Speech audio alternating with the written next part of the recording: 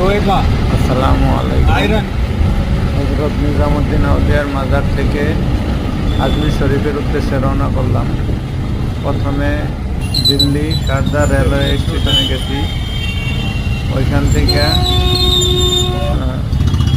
থেকে ট্রেনে করে আজমির শরীফ রাত্রে ট্রেনে গেছি। রাত 10:30টায় ট্রেন ছাড়ছে, আমাদের আজানের সময় যা পৌঁছাইছে।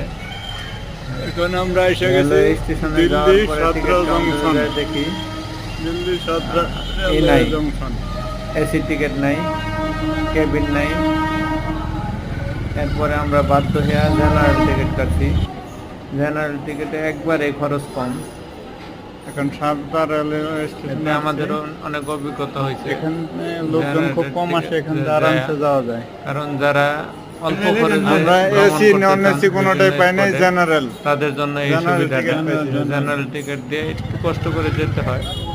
সিট পাওয়া যায়, এখান থেকে পাওয়া যায়, কিন্তু রাস্তায় ঠান্ডা দাঁড়াতে পরোটা খাবো, পাওয়া যায় না। রেলওয়ে স্টেশনের ভিতরে যাবো। জেনারেলে দাঁড়ায়ও যায়, বসে যায়, আন্ডা পেট খায়গা, ঠিক আছে।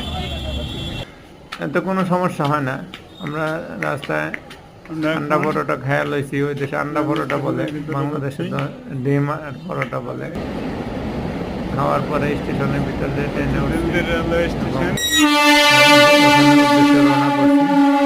আজমির শরীফ যাওয়ার যে আকাঙ্ক্ষা, ছোট থেকে একটা আকাঙ্ক্ষা ছিল, যাওয়ার পথে মানে বিশাল ছোট থেকে নাম শুনে আসতেছি অর্থাৎ খাজা মাইনুদ্দিন চিশতি রহমাতুল্লাহ আলাইহি এর মাজারে যেতে পারে আমরা গর্বিত।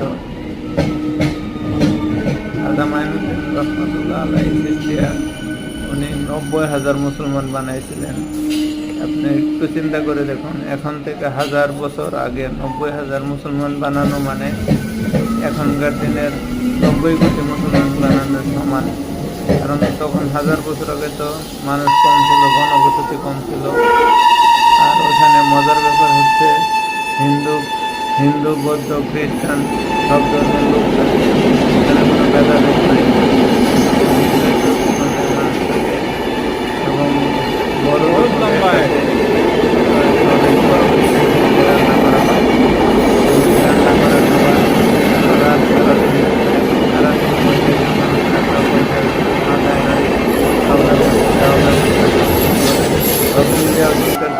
আমাদের খুব ভালো গেছে, সিট পাইছিলাম।